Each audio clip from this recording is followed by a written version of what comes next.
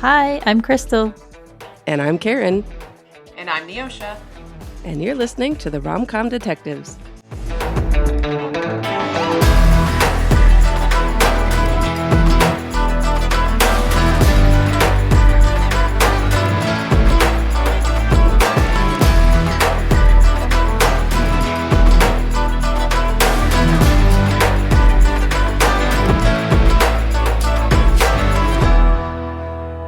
Welcome to Rom-Com Detectives, episode 61, A Wide Invisible Net, the next episode in our Mentalist unit. Today, Karin, Neoshia, and I will be breaking down the season 2 premiere called Redemption. This episode originally aired on September 24th, 2009. It was written by Bruno Heller and directed by Chris Long. So, as you guys can tell, today Karin and I are happy to be joined by a third rom-com detective, my co-host from our Castle unit, Neoshia Romer. For our Mentalist unit listeners, Neoshia, since this is your first time on this unit, can you give us a brief fandom background for the Mentalists? So I started watching The Mentalist when it was airing season 4. So I was one of the people who kind of found it on like TNT. It was in reruns, and then I started watching the show in season 4. So I've been a longtime fan of The Mentalist. Other than that, love being part of the Mentalist bullpen and like getting to talk to people there, and just loving on the show for similar reasons that I love Castle and some of the other shows that we talk about. Yeah, it's nice to have you. So before we get to the episode breakdown, we're going to do a quick TV Police update. So on March 7th, we had in the Bullpen Discord server, we hosted Tim and Owen for the TV Police Q&A. And we had a bunch of technical difficulties at the start, which was very stressful. And it resulted in us not having video because apparently as soon as somebody turns on their camera, that limits the voice channel to 25, which I did not know because we've never had 25 people in the voice channel before and then turned on video. Because if anything, if we have people in voice, everybody's just on voice, nobody's on video. So, oh goodness, that was something else.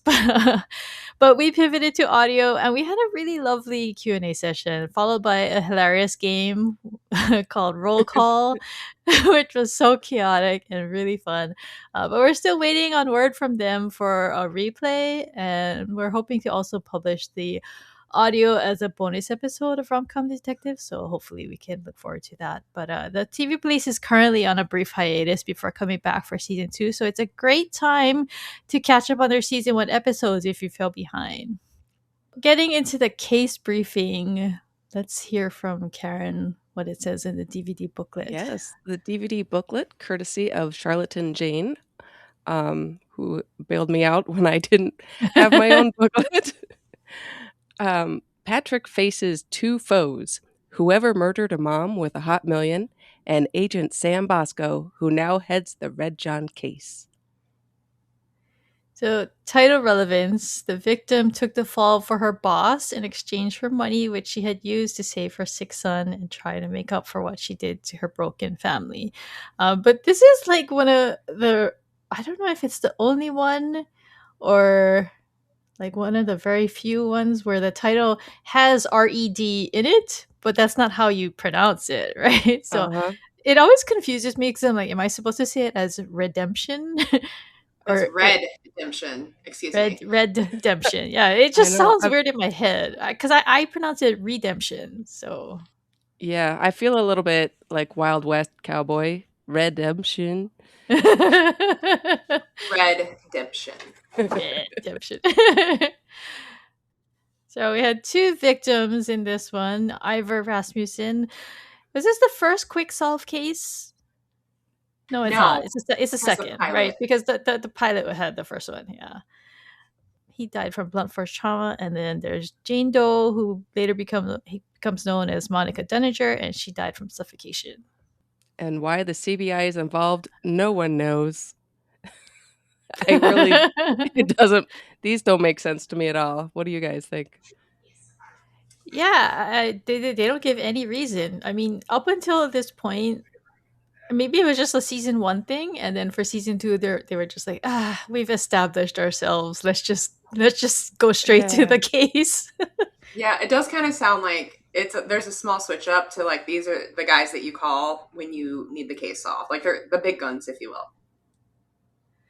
But at the Yeah. same time, I mean, Monica Dunninger, why is oh yeah, because no, but like when they find her, I mean, okay, Monica Dunninger is like big news because of her investment, but when they find her, they don't know who she is. So Mm-mm. she's just a dead woman in an apartment, right? Mhm. And the case at the mall, it's just they're just at a mall in Sacramento, Yeah. and yeah, still on the scene, have all their suspects there. Maybe they just needed a quick win. I guess it was just to remind us, right? Like, this is who Patrick Jane is. Oh yeah, absolutely, absolutely. So the killers in this one was Neil, the guy at the department store employee, and then Mrs. Jaffe, the victim's boss. For motives, in the first one, Neil's wife's affair partner showed up at the department store, and he felt, Belittled. yes, belittled. Jake, And like the yes, this small, he felt small. And for the main case, it's an embezzlement cover up yeah. gone wrong. So guest stars. Oh, this is actually my least favorite part of doing our background stuff because sometimes I only have to write down a couple people, but then sometimes I have to write down like everybody. So this one, there's Carter McIntyre. He played the guy Bodie. He's from Bosch, Man in the High Castle, and Benched. There's Jane Daly. She played Rhonda Jaffe, and she's actually from The Rookie. She plays Wesley's Oh, mother. yeah, yeah. Yeah, because when I saw her, I was like, this lady looks so familiar. And then when I looked her up, I was like, oh, right. Yeah, she's also been on Beverly Hills 90210. And then Jeffrey Rivas, he played the captain in the beginning in the department store. He's been on a ton of stuff, but he's been on CSI. I think I remember him as being a regular detective on CSI. Do you guys know? No, uh-uh. He was in quite a few episodes, but yeah, I think he was a detective on that one. And then he's been on Station 19 and Murder in the First. I don't know how to pronounce this guy's last name. His Raphael Sparge. It's Sbarge. How do you pronounce that name? I think it's Raphael Sparge. Sparge. Um, Okay. yeah, he's kind of famous for. Anyway, I'm sorry. I'll let you go No, no, no. Go. Because yeah, I mean, because he was in the. I'm forgetting the movie. I have to look it up really quick. He is Yeah, famous for an '80s movie. yeah. I know him from something. He played Mr. Dunninger, and he has 194 acting credits. He was on The Guardian with Simon Baker. Yeah, yeah, he was a regular. Yeah. And he was on Prison Break and Murder in the First, and he was actually on Once Upon a Time too. So, and then Neoshia can look up what movie she's thinking of. But there's Phil Abrams. He played Greg Humphrey, the finance guy. He's got 173 acting credits. He's been on like Jimmy Kimmel and stuff like that. I guess he plays like some recurring character on that show. And then there's Laura Niemi. She played Mandy Schultz. She's from General Hospital and Young and the Restless, and This Is Us. And then Rebecca Staub, she played Monica Dunninger. She's from Superman and Lois and Guiding Light. So yeah, lots of people they brought on for this premiere episode. So I remember the movie now, thanks to Wikipedia for Raphael Sparge. It's Risky Business, is what I was thinking of. I don't think I've seen that. Mm. Yeah, like that's because that's the movie that I was like, I'm thinking about. That's where like a lot of people know him from, but I obviously know him from Once Upon a Time. Let's be real. Yeah, when I saw that, I was like, oh, Neosha's gonna know who this guy is. Yeah. Okay, Jane's skills in the episode. He had kind of a lot. They gave him a lot to showcase. I guess when they come back from the break, they gotta remind viewers this is Patrick Jane. He's the badass at everything. Patrick Jane showcase. But yeah, so cold reading, deduction, physical misdirection to exchange items. What part was that? That was a lot of these are in the opening scene. They're just kind of giving us Yeah. Oh, yeah, with the quick mango and rundown. everything. But Yeah. it's the mango and the to get her purse. Yeah, he throws the plastic mango. Yeah. I okay, when we get to that, I have stuff to say about that. He does muscle and pulse reading, and he does lock picking too. So okay. Episode breakdown. So Jane and Lisbon are being led through a department store, which is clearly a Macy's. If you've ever been in a Macy's, this is a Macy's.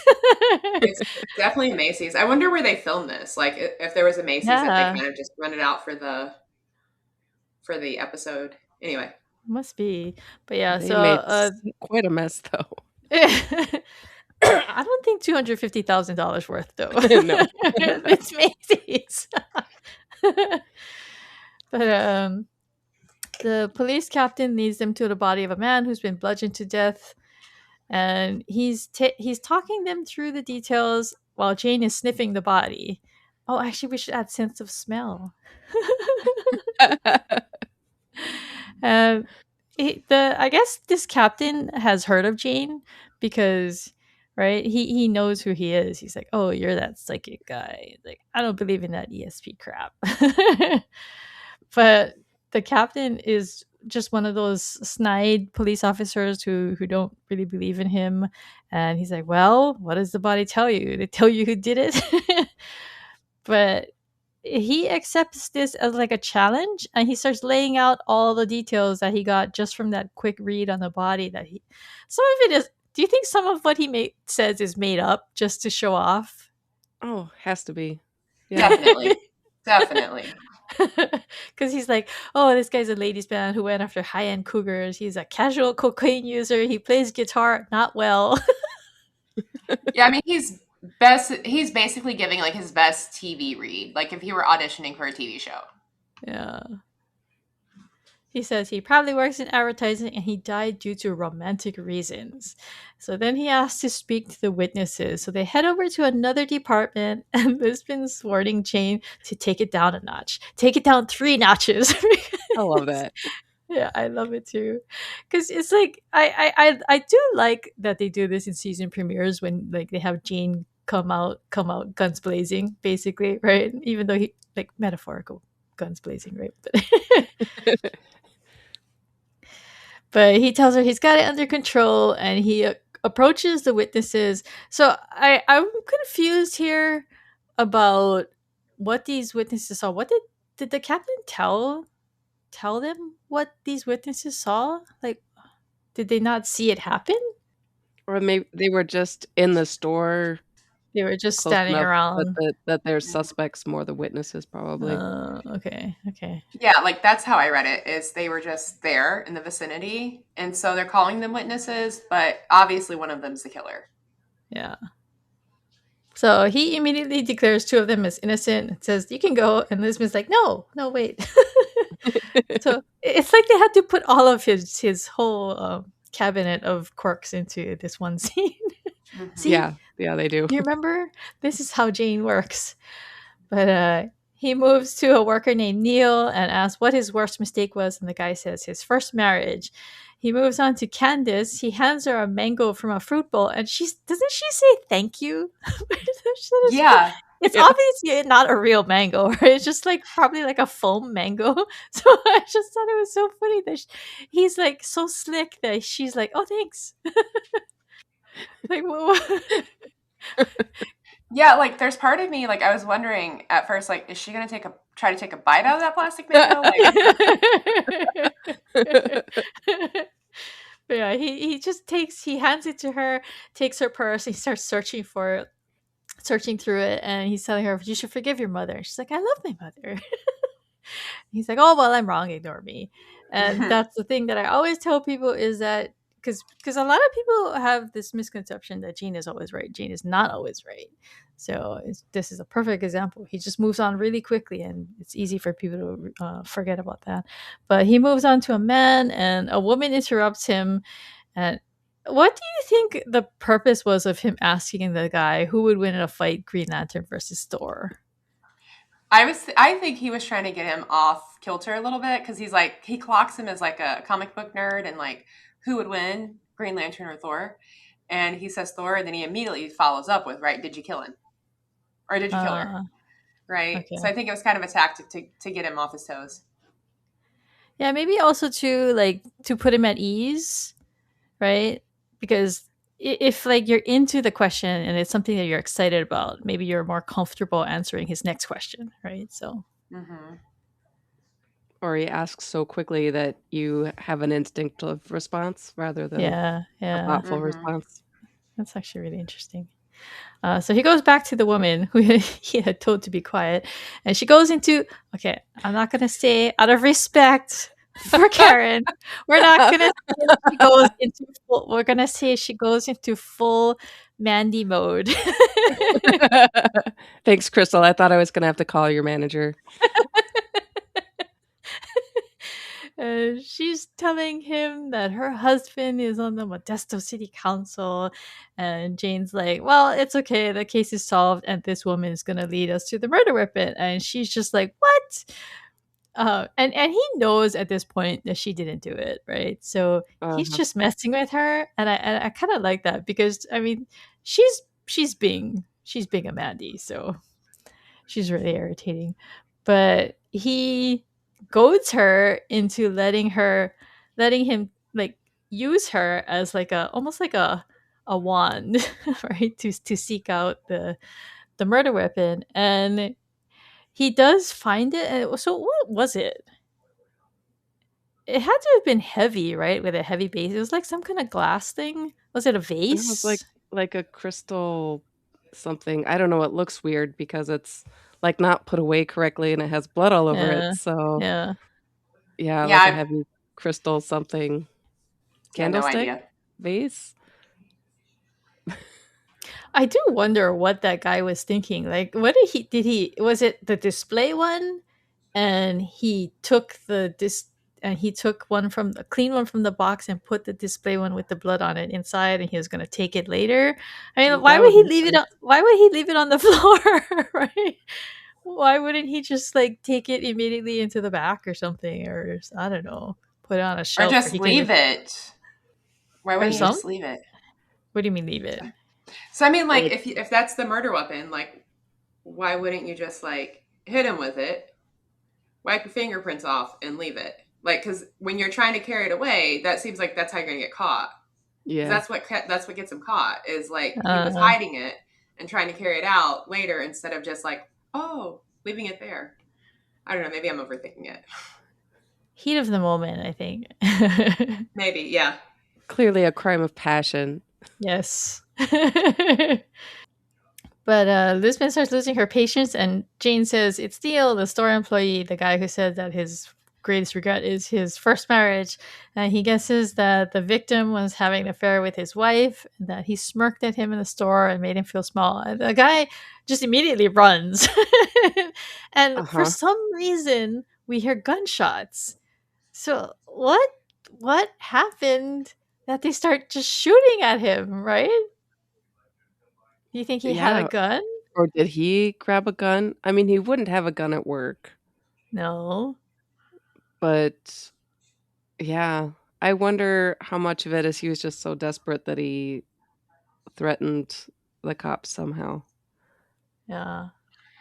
Yeah, or I wonder if he like didn't just grab a gun because I imagine there's officers stationed outside the Yeah. store or at other Mm, points, and if they didn't know he was like running, then like maybe he got a gun. But yeah, it's just weird. Like you hear gunshots, and then everybody starts running. So But not Jane. Jane does not run.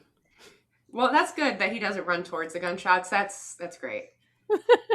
He knows better. so at this point, the title sequence is introduced, and this is the first time we get to see the blue, white, and yellow intro that is used for the rest of the show. But the music is different. They haven't introduced the standard one yet. This is like a more softer, mellower track. And then so next we go to the bullpen. Oh my god! So it's so interesting to me that I can still learn things from rewatches on this show. Because in the bullpen, the team is tossing a ball around while Jane and Liz were being chewed out by Manelli. And the thing is, they're looking up as they're tossing the ball around. I was like, oh my God, I never realized that Manelli's office was on the second floor. I always thought it was on the same level as the bullpen. You know what I mean? Like, you know that landing upstairs where, Yeah. like, Yeah, yeah. They have the yeah, spiral staircase that yeah, go yeah, up. yeah. Yeah, so Yeah. I think that's Um, where Minelli's office is because they're looking up as they're getting chewed out. Like that's where Jane and Lisbon are. Hmm. So I did you thought there guys was a know scene that? in Well, I thought there was a scene in season one where he comes out of his office upstairs and like leans over the railing and like says something to the team. Like in the episode, I'm forgetting the name, sorry, uh, where Jane helps that man get out of prison, the Red John associate. mhm. Red John's That's footsteps? no, not Red footsteps. John's friends. Red Oh, John's friends. Yes, friends. Yeah, that's right. yeah, where he helps him get out of prison and he goes to Mexico and then gets killed by Red John. But I thought there was a scene in that episode where he kind of leans over the railing and like talks to him. I might be misremembering that. Well, I guess I just never put two and two together that he just walks out of his office and he's standing at the railing kind of thing. So just it was so weird. Just having them looking up made it click in my head finally. Hmm. Just changed my whole mental arrangement of the CBI office. But Careful. Minelli is upset because he thinks that, Jane is coming in way too hot, which is what Lisbon had said earlier, too. Or not said, but she was basically hinting at that. And he says that ever since the Tanner case, that, he's been acting like this. And Lisbon says, I can handle him. And he's like, I don't know if you can. He thinks that because Jane saved her life, she's cutting him more slack. And so that's when he calls in Bosco and tells them that he's giving Bosco the Red John case, and they both protest. And he says they're too close to it. And Bosco comes off as really like nice at first, and I think this is mostly set up for that meeting later. Because he seems kind of chill, kind of nice up until that meeting, right? I feel like he's setting boundaries. Or like he's he states very clearly, this is my case now and you can't have it. I feel like he's just setting up that like he's not playing around right away. I Hmm. get that feel. Yeah, like there's something that is like classic cop serious about Bosco. And he's, yeah, like Karen said, kind of putting those boundaries up right away. So next comes the part of season premieres that I generally don't like is the fight, the breakup. So Lisbon goes to tell the team and she tries to calm them down and then she notices that Jane is packing up a box of his stuff behind her from his desk. Yeah. And she's just like, "You're leaving?" And he's like, "Well, if I can't use this job to seek personal revenge, then uh-huh." And it's so sad.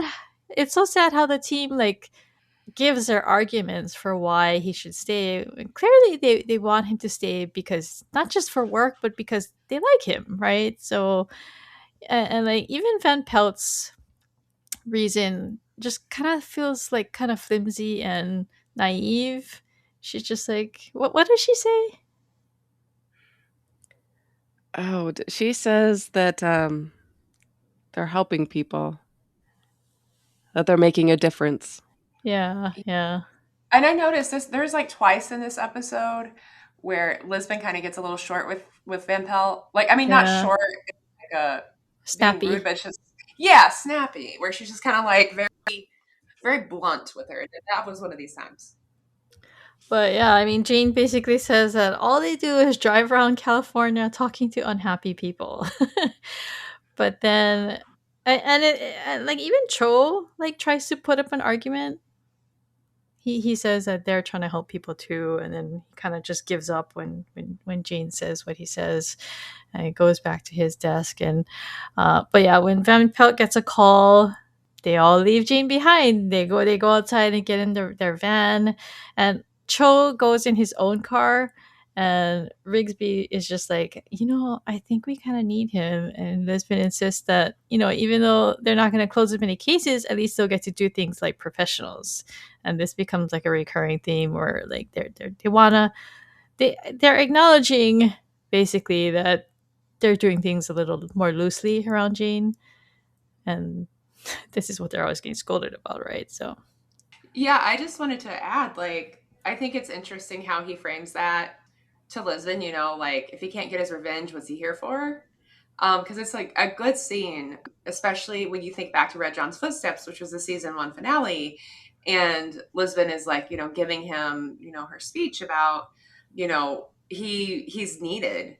And so I think it's a good parallel because he doesn't think he has any value other than, well, not that he doesn't think he has value other than Rajan, that's all he can see. And so I really thought it was interesting that he said it that way. But then to hear, Lisbon trying to coach the team and like, hey, we can still do our work, we can still do anything. This is kind of like why I wanted to be here today, because I love the early season 2 arc. I know not everyone does, but I love it. And I think because it gets into some really interesting character dynamics and some truths about the team itself and what's going on with this team. Yeah, so as they're about to leave, Jane gets in the van. He's like, well, I'm not going to just leave you like right now. I'll do one more. But they head to the scene and they find a woman's body in an apartment. And the sheriff guy tells her that the ID was fake, so they're calling her Jane Doe. Uh, there's she was I guess a cat lady on the run because she's got cats in her apartment. And Grace says that she was hit with a stun gun and then suffocated. And Jane looks at a family photo on the wall with 2 older kids and a husband. And he asks Grace for her assessment. She gives him her take, and he says, oh, it's probably wrong, but it's well reasoned. So he's kind of like, I don't know, taking on like a teacher role kind of thing. Yeah. Like, Aw. I'm on my way out, but I'll help you a little bit for when I'm gone. Which is a little condescending, right? Uh-huh. I want to know though, why did they leave the cats in the apartment with a To dead just walk body? all over. Yeah. Yeah. And they're like showing there's like dirty dishes, like the cats could like get into everything. Yeah, and the cats do eat humans, Yeah, so Animal yeah, eventually. control was Yeah. stuck in traffic. I guess so. I guess so. But Cho is canvassing the neighbors and he tells them that her car was bought 6 months ago for cash. And so Lisbon grumbles that, oh, so we know nothing about her. And then Jane does the same thing that he did earlier, where he's just making a really elaborate guess about her. And he tells Van Pelt to search for Bullfrogs win high school basketball trophy to find her identity, which really confused me because if you look at the picture, she's not holding a trophy, she's holding a medal. No. And isn't she Yep. dressed like a cheerleader? I think it's a jersey. Like And it's it looks like a basketball, right? Yeah. It could be a jersey. I think I don't know, do we get a good enough like how quickly do they show it? I mean, they show it longer when he's in the apartment looking at it, and I don't know, it looked like a cheerleader outfit to me. Yeah. Okay. Well, my headcanon is that Jane never actually went to school. True. I think the show kind of supports that he never went to real school, so maybe he just doesn't know the difference. Well, I mean, he could have like seen like. I mean, I don't think you need to go to high school to know the difference between a cheerleader outfit and a basketball jersey, right? So, so it's funny because Lisbon is she's kind of being defensive here. Like she's just kind of like dismissing a lot of things that Jane is saying, but he manages to help them figure out who she is because Grace finds an article about a woman who went missing after she stole $1 million from her employer.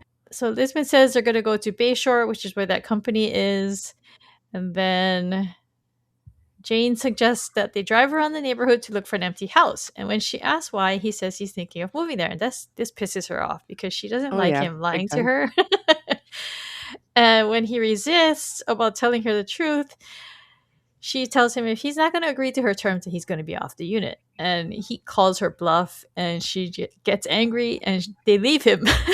They leave him behind. So Yep. he's just stuck there. But then as he's standing there, a car reverses in like to him, and I feel like he like almost feels like he's getting run over because he's like, "Whoa!" Uh-huh. But it's Cho who's come back, and he's like, "What did you say to them?" And I really like the persistent theme in this one of Cho being like Jane's like ally. He is like totally Oh, team yeah. Jane in this episode. He enables everything he does in this. Yeah, I kind of wondered about that scene with Cho because, like, on one hand, it almost seems like he asked him, like, "What did you say?" Because he's kind of trying to see if he Yeah. wants to give Jane a ride. But also, yeah, I think you're right. He's kind of like, so like going along with Jane a lot because I don't know. I think he knows that Jane probably isn't going to go or he shouldn't go. But he's kind of just being his like wingman, if you will. Yeah. Yeah. It feels like he does that a lot where he'll be like, "What's going on here?" And then when he doesn't get an answer, he's like, "Whatever. I'll do it anyway." But I like that because it just kind of it's like a in a Cho like a subtle Cho way, he's just showing his friendship for him. It's not something he would ever say, but he expresses it like this by supporting all the things he's doing. I think it's one of the great, like, subtle character moments for Cho Yeah, is that yeah. he's very consistent, that he always helps Jane. He's loyal. Yeah. Yeah. So they go and they find a house with a for sale sign. Jane picks through the mail. He finds a letter from Miles Thorson. And then he leaves a note for Monica with a phone number. Cho asked him what he's doing, and he's like, "Don't you want it to be a surprise?" No, no, I don't. Oh, Oh, look, strawberries. look, strawberries. And so they get to Bayshore, where the rest of the team is, and Jane offers strawberries as like an olive branch to Lisbon. She does take them. And when she gives orders and they're gonna leave, he actually stops her and apologizes to her and asks her if he can continue working with her. And I really like that because he's not always one for apologizing, right? So, Not at all. Uh-uh. It's not one of his strong suits, not really. but he does it and he sounds sincere and it gets and you can tell it's real when he says, "I have nothing else to do." And it's just really sad. Yeah. Yeah.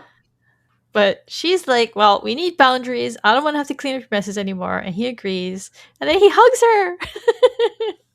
Yay. Surprising everyone. Yeah, I love that hug. Including Yeah, Lisbon. even her. She's just like, "Whoa." But they go inside, they notify the family, and the daughter makes a remark about how, because they ask where she was found, and they tell her that basically she was in a dumpy apartment, and she's just like, "Oh, I thought she would be living it up in Mexico."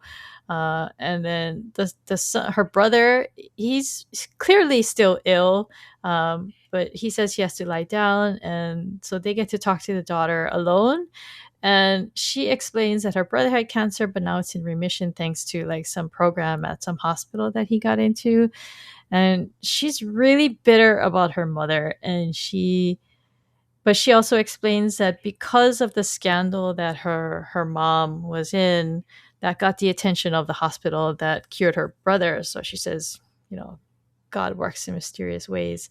She also tells us about how her mother broke up the family. Basically, she had a affair with her yoga aerobics instructor, and I was like, "What in the world is yoga aerobics?" That sounds like some made up California I know, because it exercise, sounds like right? such a California thing. Yeah. And realistically, it's probably like some extreme vinyasa flow, like where you're really up and down a lot, getting your heart rate up. Yeah. I found a GIF that had someone, like, in a yoga pose doing some weightlifting with a dumbbell. So, there you go. That fit my head picture pretty well. So, but like at the end of the conversation, like I said, the daughter had said that God works in mysterious ways, and you can tell Jane is about to say something because he's like the atheist between them, and she knows that he's about to say something rude. So she's like, "Oh, we're leaving." But as they're leaving, he says, "Do any of you know a Miles Thorson?" And he actually also goes to the trouble of asking the brother who had headphones on, "Do you know a Miles Thorson?" This is his he explains to later, because outside Lisbon's like, "Who's Miles Thorson?" And he's like, "Oh, he's nobody." And this gets her really annoyed because she had literally just told him no more lying. And he tells her that this is him casting a wide invisible net, which is where we got our episode title from. But she sends Rigsby and Cho to go talk to the yoga aerobics guy, whose name is Bodhi Andrews.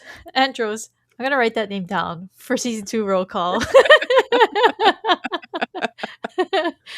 And he tells Van Pelt, or she tells Van Pelt, and this is the other one that you're talking about, right, Neosha? She tells Van Pelt to search the financials of the father and daughter. And then when Van Pelt says, well, they looked fine to me, she's like, oh, well, then okay, well, just let them off. Yeah. Mhm. I felt bad for Grace, but at the same time, I didn't really understand why Grace would be like, why do I need to look them up? Because isn't that kind of like what she does all the time?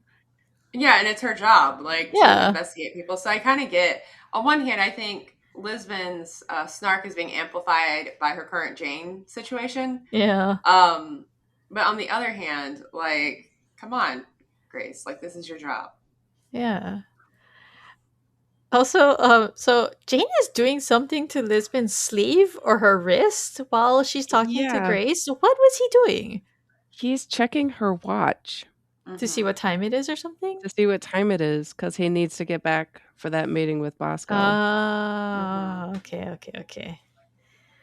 All right, so at the yoga aerobic studio, I don't know where this comes from, but Rigsby is suddenly like, hey, remember when we were talking about Julie back in the woods? That was probably months ago by now, right? Never a better time than now to revisit a conversation. So he asked Cho why he was sent there, and Cho says, oh, it's for gang stuff. I was in the Avon Park Playboys. And Rigsby laughs at this. Cho says, I didn't pick the name. Yeah, like, he's very, you can tell he's kind of like put off by the fact that Rigsby's laughing. Okay, so I was really confused by this part. They hear the box rattling, and they immediately know that the guy Bodhi's in it. But how did they know that? Like, how did they even, like, did they see him run when they got Yeah. there? They Yeah, I did. think so. I think that's why Rigsby started the conversation because he's trying to, cover their approach by just having Oh, a casual okay. conversation, and So that's the he thinks conversation that. he chooses. Yeah, he wants to know more. But he asks what the Playboys got into, and Cho just says nothing good. Rigsby says partners shouldn't have secrets, and Cho's like, it's not like, well, you're one to talk. But okay, so not to criticize our beloved TV police duo here, but really, guns? Did this guy have a record? He's a yoga aerobics instructor. Why did they pull their But guns on him? he ran. He's He hiding in a ran. box. I know. Okay, Oh, I know. and he's like, I'm not armed. And so they can't trust that he's not armed just because he says it. But then he gets out of the box with his hands up, and they're still pointing their guns at him. I was Yep. just like, what are you Yep. doing? Yep. It just felt like a little too much. Yeah, and I think it's just, they often, right, go in with the guns blazing, even when they Yeah. don't really have to. So next we go to Jane at his meeting with Bosco, which is on the CBI rooftop. We see this location several times through the earlier seasons. Jane's telling him that, oh, I know the case, and basically he wants Bosco to keep him up to date on what in his progress with the case. And Bosco still seems fine. He's like joking about how his hot dog is like committing adultery, and but then he just pivots really quickly, and he expresses like that he just really doesn't like Jane. He says he wouldn't tell him where the bathroom is if his ass was on fire. But through Bosco's like rant at Jane, we get to learn a lot of things about Jane's past. He tells him that he's addicted to control, he's terrified of confinement, and that his wife begged him to quit. He was making too much money and having too much fun. And he says Jane can still hear his wife pleading with him. But Jane like basically reveals, he's like, congratulations, you know how to read, because I guess these are all things that Jane revealed in like interviews when his wife and daughter were killed. But Mm-hmm. Mhm. Yeah, can we like hop back to the hot dog comment? Like it's like committing adultery because like I don't think I've ever had a hot dog that good. Well, he's on a diet, so who knows I what mean, kind of. yeah, I bro's was like, "My wife has me on a diet, so I this tastes like committing adultery." I'm like, that is such a strange man thing to say. I know. I Well, was also I was it makes him a criminal later on too because he later goes and steals Lisbon's sandwich from That's the true, that's true. fridge, which I think should be a crime. Hmm. I was tempted to put this on the cheat watch. Bosco eating a hot dog. It He says it himself. he Yeah. did, he admitted to it right here. I would like to talk about the body language in this scene because you see Bosco using Jane's tricks and not Putting letting an Jane arm on do him. his tricks. Like, even at the very beginning, Jane offers to buy him something from the cart, because then Bosco would owe him something. But Bosco's like, "No, let me buy what can I get for you?"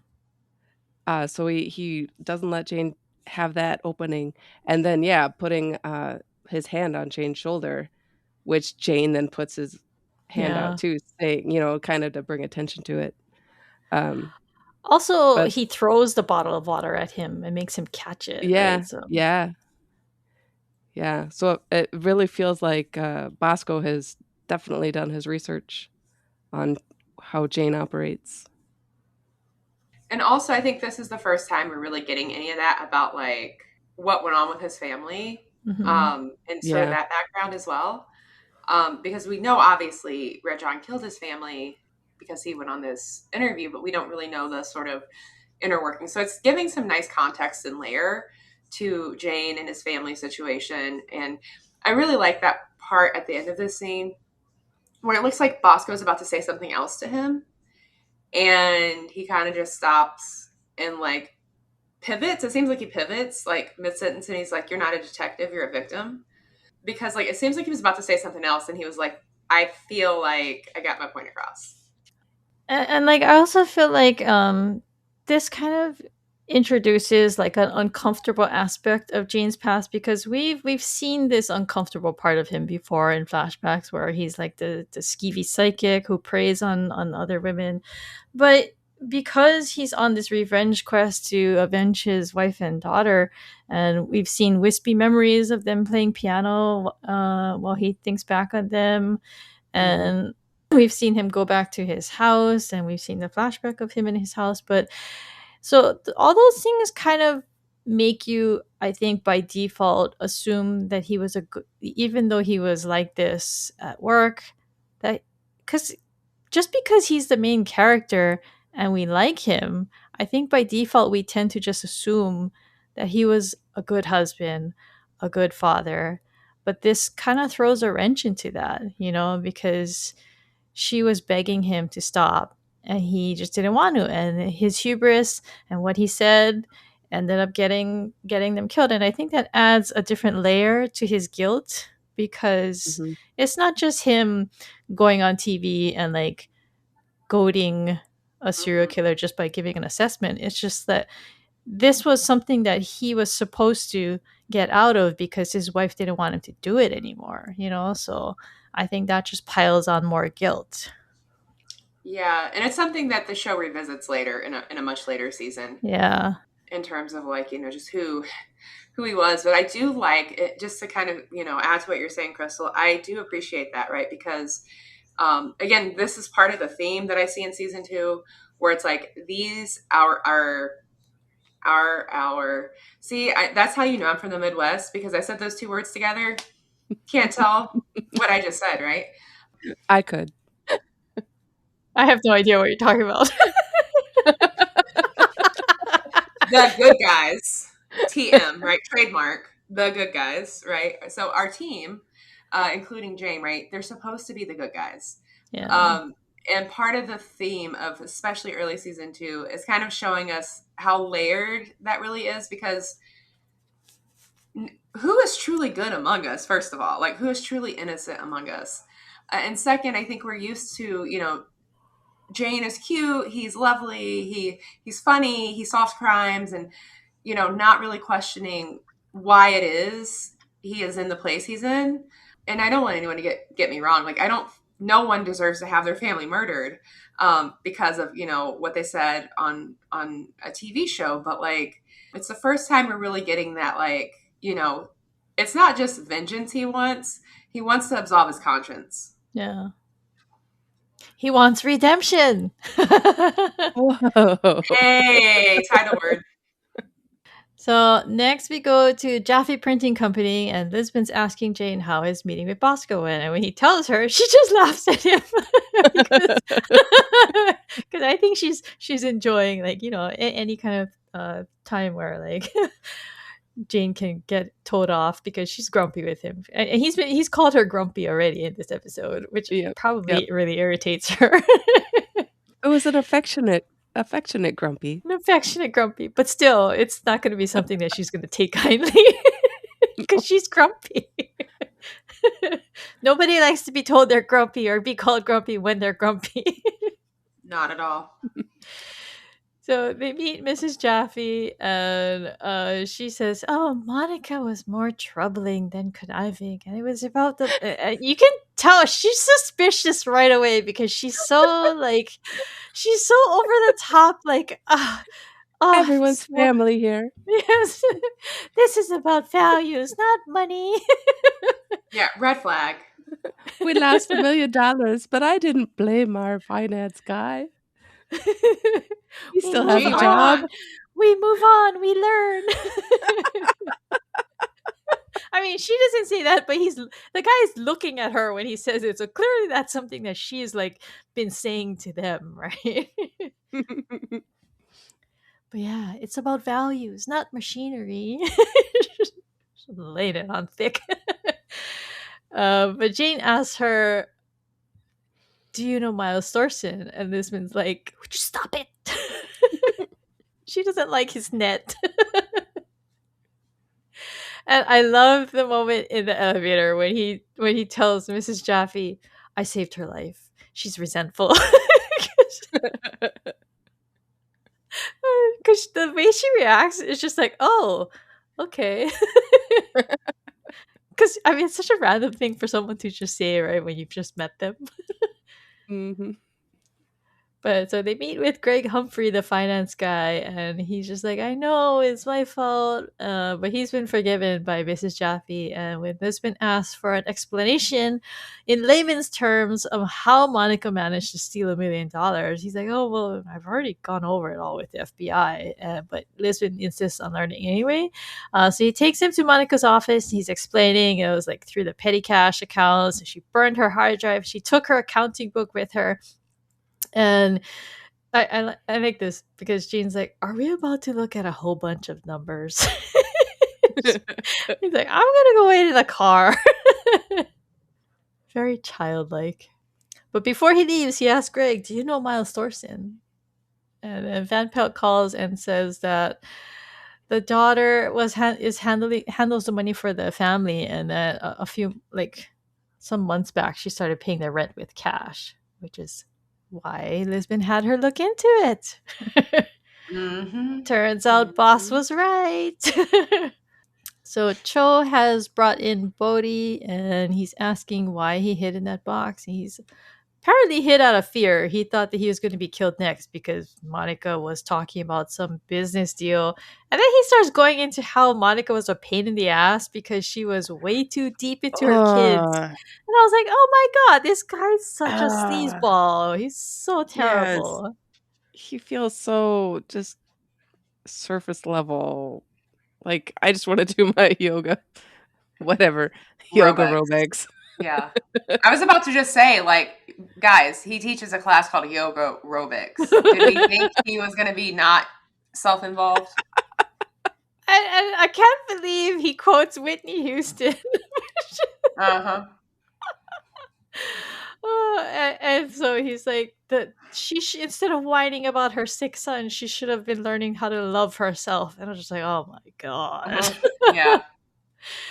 And even Cho, he's at a loss for words, and all he can think of to say is, "Do you know a man named Miles Thorson?"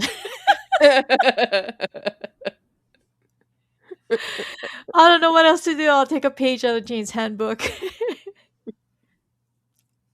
But when Buddy says, "No, who is that?" It's like, I don't know.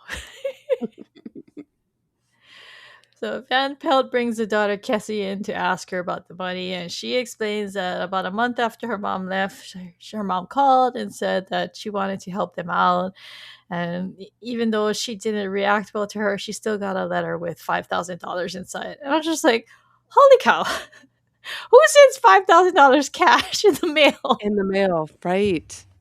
That is so dangerous. But I guess back then, I mean, okay, It we still had gets PayPal. stolen out the mailbox. We had PayPal back then. I know because I was buying stuff on eBay with PayPal in the 90s. Okay. $5,000 cash in the mail. Oh, God. Well, because that's And that what, like $100 bills? it's thick, right? Yeah. It's a decent amount. I don't Ooh, know. And she must be a does it every month. Every special month she envelope. does this. I wonder what the distance is between this where they live and where she was found, because I don't know. I would have like hand delivered it, I would think. Yeah, especially if it's just going to be a big stack of cash. Yeah. But she never wrote back, and so all this when Van Pelt is interviewing her, Jane and Lisbon were watching from the other room, and so they go outside, and Lisbon she says she likes Cassie for it, and when she asks Jane what he thinks, he's vague, and she accuses him of being distracted by Bosco and Red John, and she's trying to reassure him, telling him, Bosco's a good agent. I think it'll be fine, and maybe it's a good thing. But she has to go to a deposition, so she's going to be out of the picture. So now it's time for shenanigans. Mommy's going to be busy for a while. But yeah, so she tells him, "Oh, there's a box of Monica's possessions. Go through it and see what you can find." And so he takes the box and he goes straight to the guys. He's like, "Let's go catch the killer." And Rigsby asks, "Oh, did Lisbon okay this?" He's like, "Of course she did." Of course she didn't. Sure. Rigsby, come on. Always. So they arrive at a house. They're taking folding chairs out, and apparently Jean packed a picnic lunch too and everything. He was ready. He was Yeah, he ready. was ready. And when Rigsby's like, "Where are we?" Cho's like, "It's Miles Sorson's house." Like, obviously. It's so funny because he's like talking like, "Come on, man, keep up. I know where we are." Rigsby sees the note that Jane left and he says, "Hey, that's your phone number." And he's like, "Yeah, I left that so that if the killer got here first, then they would have called Jane." So he tries to distract Rigsby so he can pick the lock, and Rigsby's and oh my god, Cho is just so team Jane here Yes, because yep. he's like, "We don't have a warrant." Cho's like, "Don't you hear someone yelling?" And even inside, like he's arguing with Cho. He's like, "Well, we're not supposed to be here." And Cho's like making excuses for all of it. Like, he's like, "The door was wide open." Yeah, like Cho, you're right. Like Cho is totally all in with Jane on this one. Absolutely. And then, like, Jane comes to a realization and he sends Rigsby to the nearest library. And he's all annoyed, but he leaves. And I like how Cho looks. He looks amused. He's almost smiling as Rigsby leaves. It's like he's in on the joke with Jane. He immediately asked him what the gag is. Because I guess at this point, he just thought that he was playing a joke on Rigsby, sending him to the library. And Jane's like, "There is no gag. We're here to solve the case." And he's like, "I thought you did that already." But Jane says, "No, it's more like a fishing expedition." And then later on, and I like what he said to Rigsby. He's like, "Your punishment for being a wuss is I'm not going to tell you." Because he basically wants to go tell mom what's going on, right? He's like the brother out of the group who's just like, "No, I'm going to go tell mom." I mean, I think that's also really a funny. Like, this is kind of funny character development for like Chigsby. That's their not ship name. What do you call that? Like, I mean, it is a ship name for the two of them, but like Their bromance, I mean. yeah, their bromance name. So like for Cho and Rigsby, I think it's good character development because Rigsby definitely is like the button up guy, whereas Cho is a little bit more like, okay, Let's just go like with it. yeah. But while they're waiting, Jane is reading like the fax machine book that was in Monica's box, and Cho's getting impatient because he's just like, "Well, what the killer already has the money." And then like people come in, it's a realtor showing the house, and Cho is still Team Jane. He like shows him his badge, and he's like, "This is a CBI investigation. Everything's fine." And Jane only gets him to leave when he drops that, "Oh, we're investigating a grisly homicide." But now Cho's like, "Oh my god, he knows my name," because he showed him his badge, and instead of, I think he probably just thought the guy would just like be like scared off by his badge flashing, but the guy actually leans in and looks at his badge and says Kimball Cho.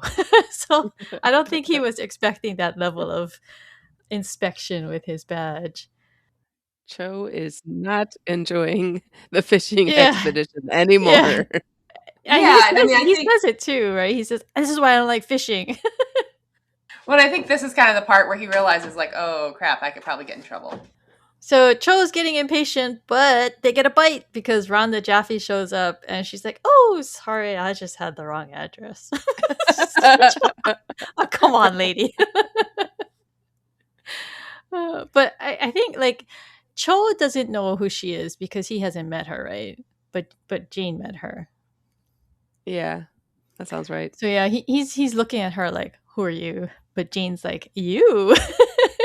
Yeah, Jane recognizes her. Can I ask a question really quick about this? Because we talked about it just a moment ago with when they were meeting with her and the finance guy. But something I thought, and I didn't know if you guys picked up on this, it kind of seems like the finance guy was in cahoots with her, but they don't take it that way here. Like it's Ah. pretty No, much they her. don't. Because like he kind of like he talks about Monica like she's dumb. Like oh, I didn't think she was smart enough to pull this off, frankly.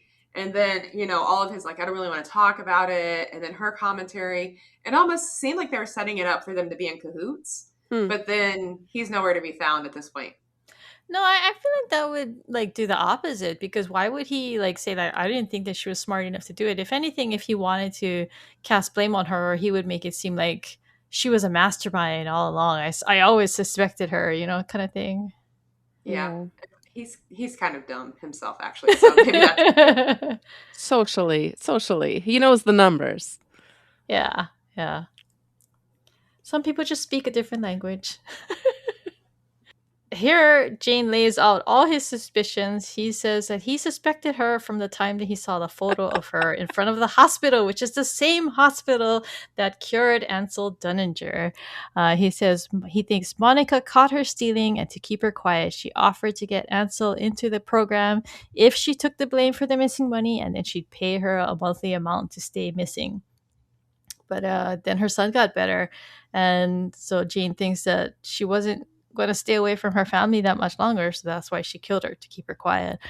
And Rhonda's like, "Well, you have no proof." And so that's when Jane calls Rigsby, and he's at the library. And I like that Rigsby is a little redeemed here because he's figured out why Jane sent him to the library. It's not just for punishment.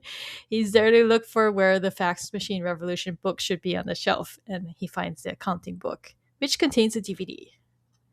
Right. But how long was Rigsby at the library? Just I hanging don't know. out. It kind of looked well, like he just got there. But with the yeah, lighting, it feels like a lot of time has passed. yeah, and he has to get there first off, and then it kind of because my understanding too is like Jane sent him to the library, right? Yeah. Yeah. Because he sent him away. So no, maybe a while because and Well, I okay, I can explain this. Okay. Obviously, he spotted a taco truck on the way. Oh, yeah. I was thinking he didn't get any of Jane's snacks because he got mm, sent to the library, so that I'm totally on board. So at the CBI, the family watches a video that the mom, Monica, made, and she's apologizing for what she did, saying she really loves her family and she hopes the deal that she made will help the son. And I felt so bad for the family here, especially the daughter, because Mhm. she hated her mother so much. And I mean, she must be feel so guilty now because her mom really did try really hard.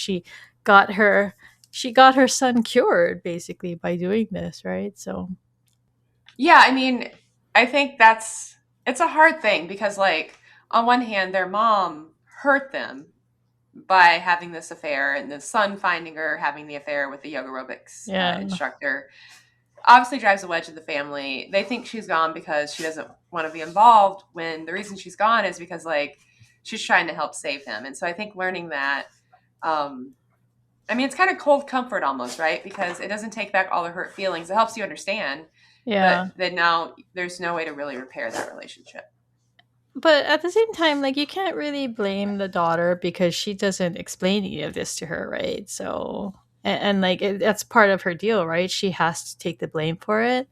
So it just kind of sucks all around. So I wondered too, what emotions Lisbon's going through as mm, she's watching Kessie kind of break down, because she suspected the daughter, yeah, and yeah, at this moment she's seeing a daughter who lost her mom, and that was Lisbon yeah, as a girl too.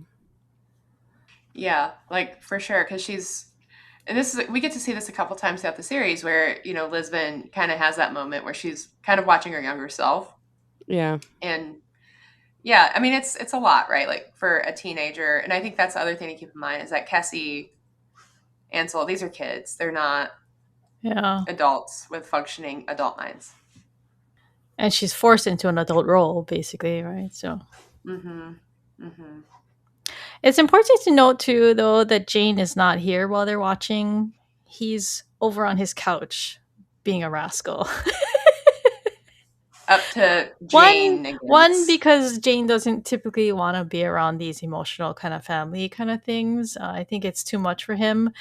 So Jane is on the phone. He's pretending to be Bosco. He wants to change his passcode. He smiles mischievously as the episode closes out. But it was a good way to close it on a kind of humorous note, I thought, because I mean they have that heavy scene with the family, and then it goes right to Jane, who's just like, hey, hey, hey. He's supposed to be behaving, but Jane's gonna Jane, right? Oh goodness. Yeah, I just kind of wonder too, like, obviously he's messing with Bosco at this point, but I kind of wonder where he's going with this. Like, what's his goal with this? Like, just to mess with him, or I don't know. I Trying to mean, figure that out. honestly, I think it's just like I don't want to say childish because what Bosco said to him was pretty bad about the whole ass on fire thing. Like that's rude, right? That was unnecessary. Like he could have, like criticized his detective stuff, but just the whole like I wouldn't tell you where the bathroom is if your ass was on fire. I mean that's that's that's a different level, I think. Okay, so cold reading. At what point does Jane crack the case? What do you think, Karen? Well, I thought it was kind of hard to say, because when he's casting his large net, he says that he's not sure who they're going to catch. Like, he is very wishy-washy about it all. But as soon as Mrs. what's her name? Jaffe? Jaffe? Yeah, Jaffe? Jaffe. Jaffe. When Mrs. Jaffe shows up, Jane's like, "Oh, of course it's you. I knew it was you all along since, like, the moment I saw that picture in your office." So, I I don't know on this one. Like, how much did he really know, and how much is he just being hopeful here? I think when he was talking to Cho and he said it was a fishing expedition, he was telling the truth there. He wasn't sure who was Yeah. going to show up. Yeah. So I think he cracked the case when Rhonda Jaffe showed up. Yeah, I think so too. But my only question is, how did he know to send Rigsby to the library? That part I didn't understand. I think it was because he was like, why would she have this book? And so and he opens the book, so I'm assuming that there's like library information inside or some kind of like So I wonder, like, documentation. yeah, I was wondering if she replaced the book, because obviously the accounting books were in the spot where that book was supposed to be in the library, Hmm. and so I'm like wondering if that's, yeah, I guess I missed him making the connection, because I think I know how the book got there, which is she checked the book out and then replaced it with the accounting book. So where that book should have been, you would Yeah. find the books. But I don't get how Jane made that connection. For me though, I don't think I would have checked out the book. I think I would have just shoved the book in between other Yeah. books, right? Yeah, Why probably, would you leave a yes. trail back to the Yeah, library? but yeah, Well, I think that's the purpose of it, right? In case something happens to her, it's her insurance policy. Oh, that's true. That's true. And so No, you that's a good find it point. because of the call It's a number. clue. It's a clue, yeah, because it's got the Yeah. DVD in it. So she actually does want certain people to find it. Okay. Yeah, I just don't know how he figured it out is my question. But I because think he that's was And like, where did that box of possessions come from? Was that from the apartment? oh goodness, Or I was don't it from know. the office? Because they don't get it until after they go to the office. But it must have been from the apartment, right? Because why would she keep that It would book have at been, work? It wouldn't make sense for her to keep it at the office because then Mrs. Jaffe yeah. could have found it. But this book, it was about fax machines, and it was from before the year 2000. Yeah, So it was old. very old. There's probably not like a big demand for fax machine books, though. So that's probably the only one written. Okay, hot reading. So when the captain in the beginning, he says something to Jane like, "Well, what does the body tell you, Karnak?" And so this is, I think, it's a reference to a Johnny Carson skit where he played a character called Karnak the Magnificent. And I'm not old enough to have been watching Johnny Carson, so I don't know, but that's just what I was able to Google. I just Googled Karnak and came up with a magician. So I think he's just making a snarky remark about Jane being like that kind of type of person, like a performer. So the line that Jane says to Lisbon about waiting by the river long enough until you see the bodies of your enemies float by, that's a quote by Sun Tzu.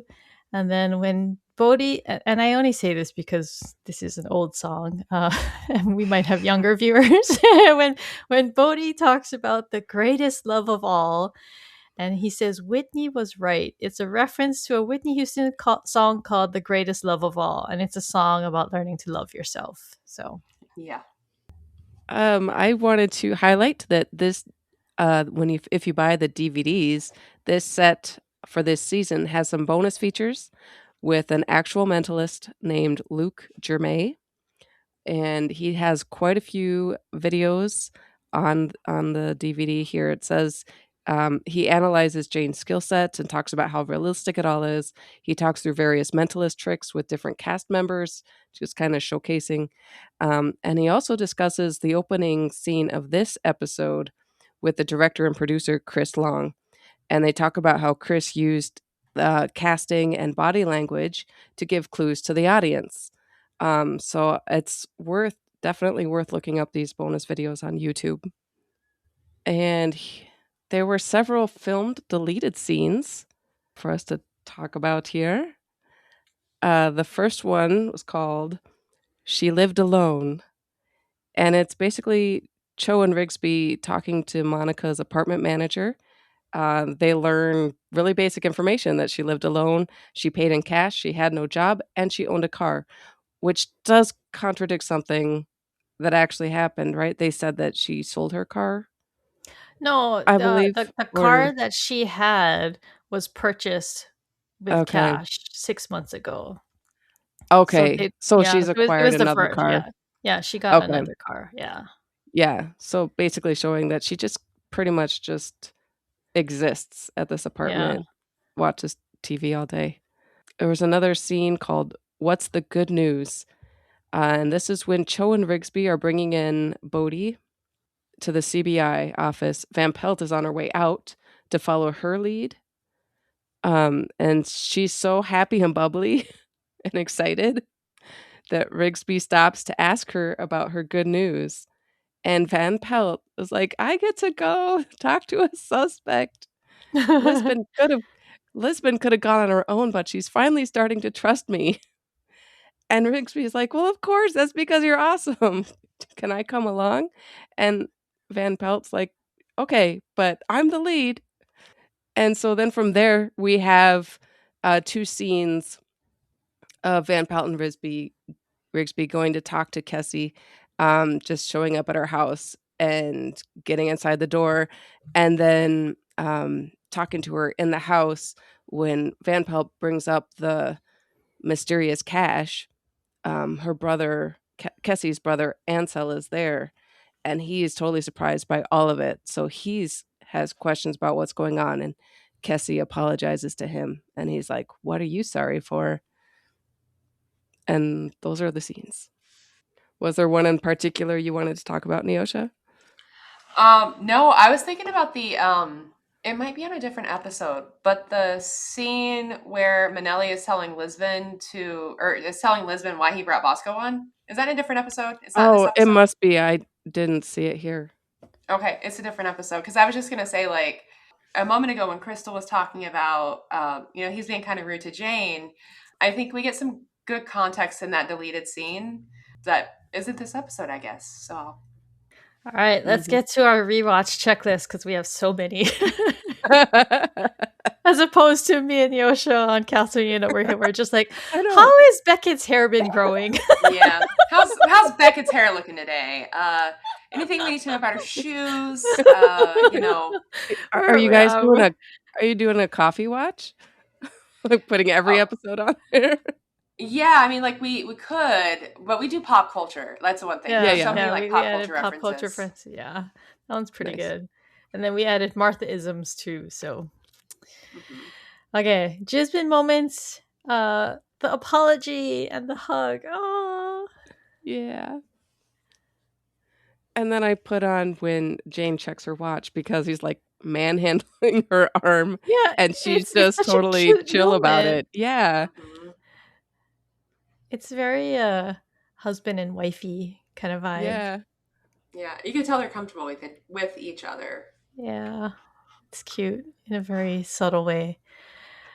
No additions to our location checks. We checked for Blue Glass Building, Pacific Palms, and Bright Arch. I didn't notice any of them here. Punch list, no addition. Okay, suit watch. I noted down 3 different suits he is wearing in the beginning: a gray pinstripe jacket with a black vest, a light blue shirt with white stripes. Then later on, he's wearing a matching charcoal gray suit with a blue shirt with wider spaced white stripes. And then at the end, he's wearing a matching navy blue suit with a white shirt with dark gray stripes. And Karen, you added to Cheat Watch On the cheat watch, we got both murder victims were having affairs at some point. and Bosco and his hot dog. And Bosco Yeah, and his hot dog. very very good hot dog. Oh boy. No additions to Revenge Watch. Nothing to add to the Red John. Oh wait. I did add Uh, to the Red John timeline, Bosco mentions that there have been 15 victims, including Jane's family. okay. All right. No additions to Jane yelling for Lisbon, and she did not show her badge, right? I think No. only Cho showed Cho. his badge in this episode, Yep. and it was his wallet badge. Wallet badge, wallet badge. All right, let's get to our Harometer. This is a segment on our Mentalist unit where we rate Jane's hair and we consult our friend in the bullpen, Expanse Lover. So we're good. Actually, I forgot to tell you that you need to come up with a rating, Yosha. You have to rate Jane's hair in this episode from 1 to 10. But my I rating is got a it. high. My rating is a high 10. I really liked his haircut, and because I don't know, it made him look a bit more rascally when he's coming back in from summer break.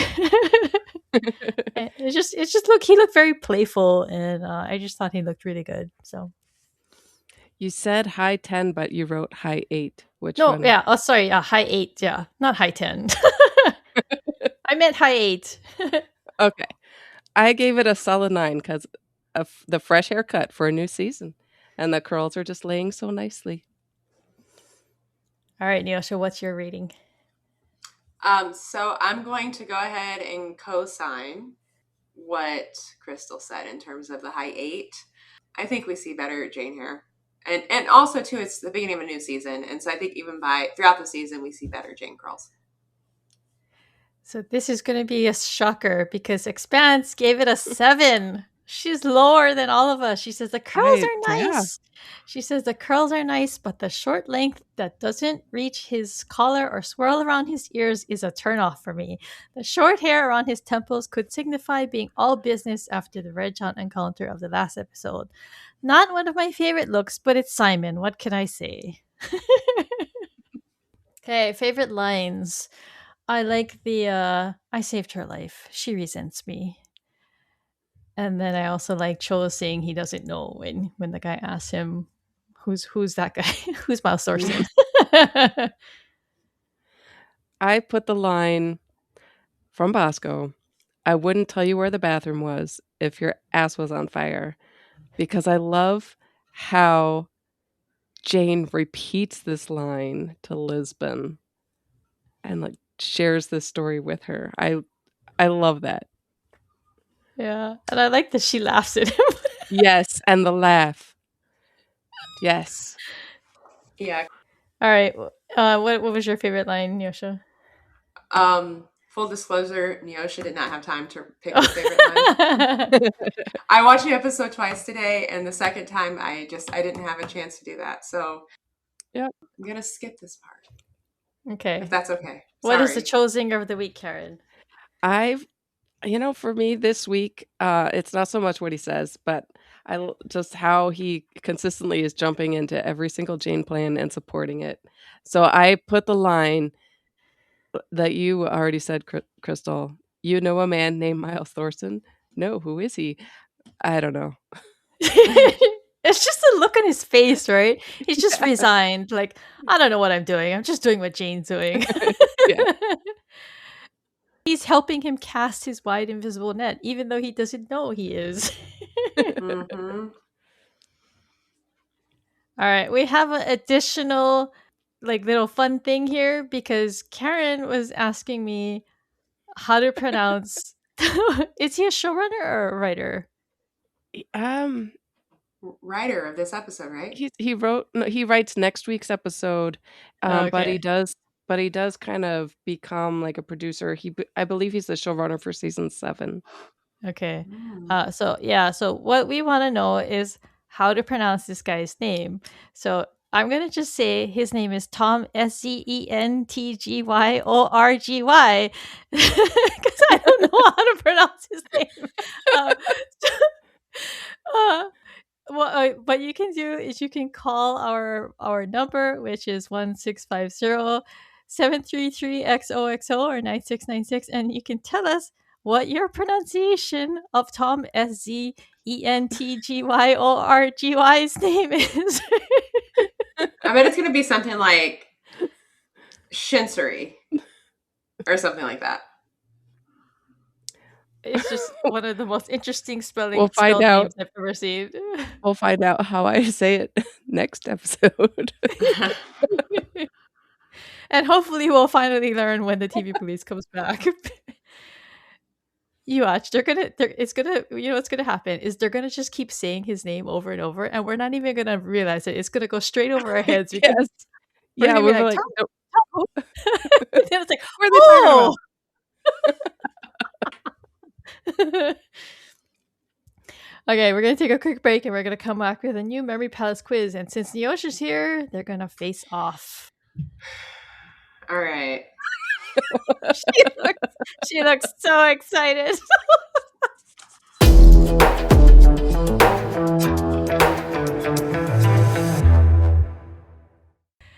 All right, we're back with a new Memory Palace quiz this week. The way this works is I'm going to ask Karin and Neosha 6 questions about the episode we just discussed, and they're going to have to buzz in with their name, and they can answer. And if they get it wrong, the other person gets a chance to answer. So, ready?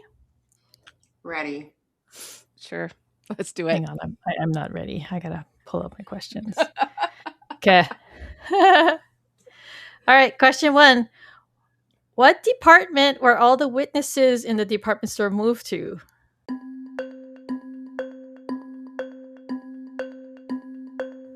Karin, Yeah. furniture. Yeah, there you go. Woohoo. Question 2. What does Jane call Mandy Schultz? Um. Got nothing. Because he kind of makes fun of her, like, oh, your husband's someone important, but you're in Sacramento. I don't remember. He calls her Miss Grumpy and Entitled. Oh. Okay, question 3. What kind of topping does Bosco get on his hot dog?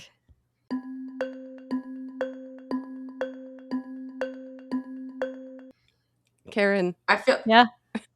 sauerkraut. Hey, very good. Wait, is that what you were gonna say, Neoshia? Yeah, I was gonna say I feel like it's sauerkraut, but she Okay, question 3. What is the subtitle for Fax Machine Revolution?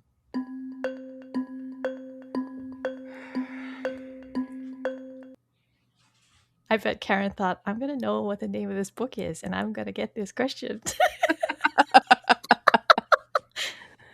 I I don't think have it.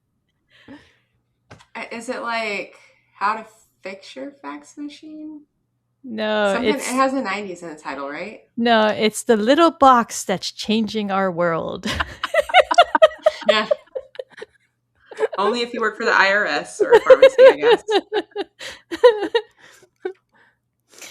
Okay, question 5. What's the name of the hospital that cured Ansel?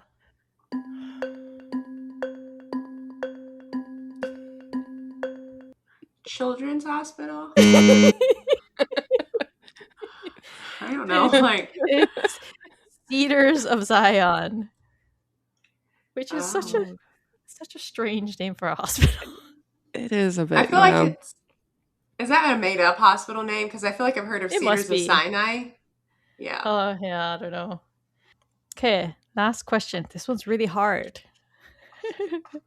Because the other ones were so easy. Yeah. Yeah. What does it say on the murder weapon?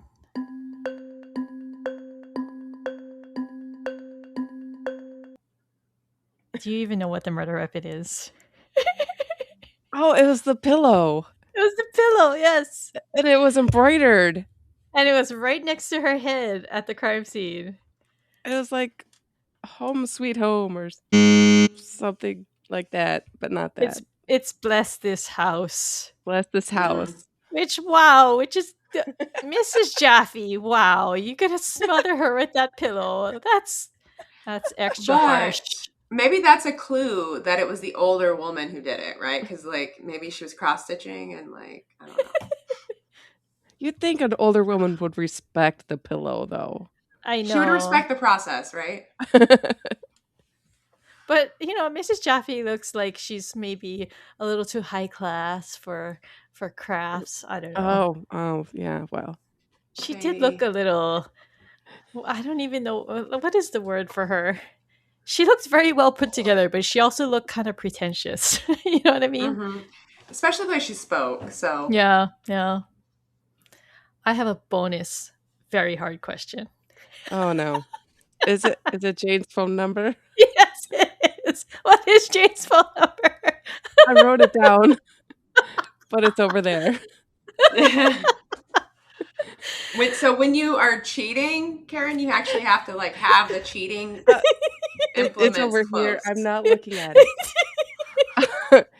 I don't remember it though. It was 912 555 5 something something 6.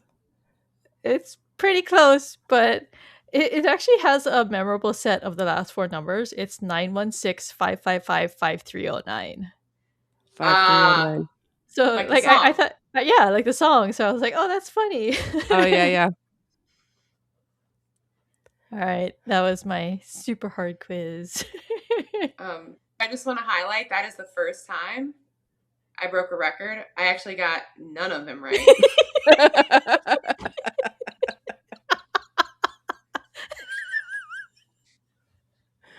Good job, Neoshia. But you would have had one. You would have had one. Yeah, I mean, you got there first, and I mean, like that's fair, right? That's how the cookie crumbles sometimes. All right. Any last thoughts? I really like this episode. I like the quick solve case. I like the Jane and Lisbon interactions. I like, I just overall, I just don't like the fight. I don't like the fight before they get in Oh, the van. It makes me sad. we didn't talk about Van Pelt having issues like starting the van. Oh Oh god, yeah, like I know. And yeah, actually, that's another way that Lisbon kind of rags on her, right? She's like, hmm "It's not." What does she say? It's not a rocket or something It's like not that, a jet right? plane. It's not a jet yeah. plane. Yeah, I poor, mean, because that's poor another Van theme in this Pelt. episode, right? Is like Van Pelt basically kind of growing up or, getting more responsibility. And like, so she's driving them, but she can't figure out how to turn on the van. which I'm with Lisbon. It's not a jet plane. You stick the key in and you turn the key. There's nothing to it. I used to Figured drive it a out van when I was a eventually. teenager.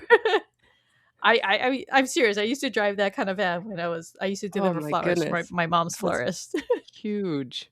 Why did they need such a big van? Anyway, I love this episode. I love this whole Bosco arc, and I think I've probably watched it more than like the pilot and season 1 Oh wow. episodes. I love it.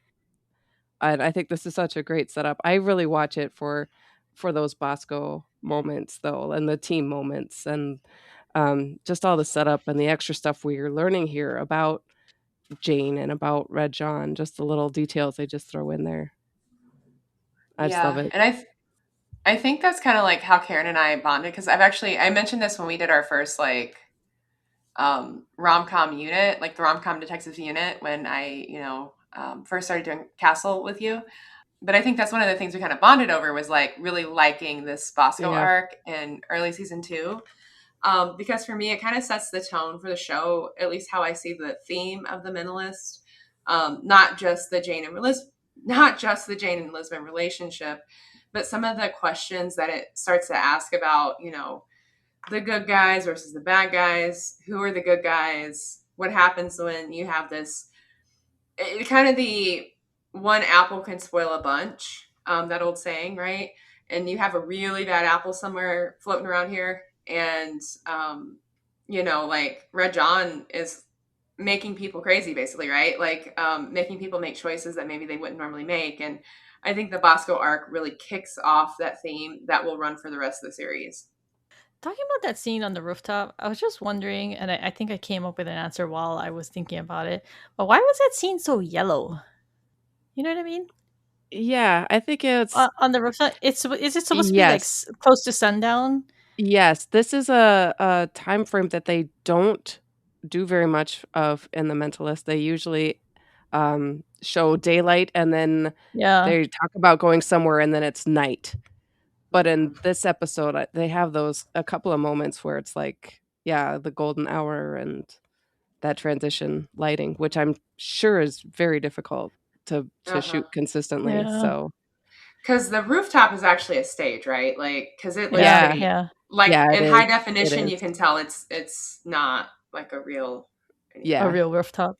And then Yeah. yeah, because I think the very next scene is at the Jaffe Printing Company, and I think that's actually the next day because they're wearing different clothes. So I guess what they're implying is that they ended their thing with the family and they went back to the office, and Jane rushed to his meeting, and then everybody went home, and then so the next time Lisbon sees him is the next day, and so that's why she's Yeah. asking how the meeting went. So Yep.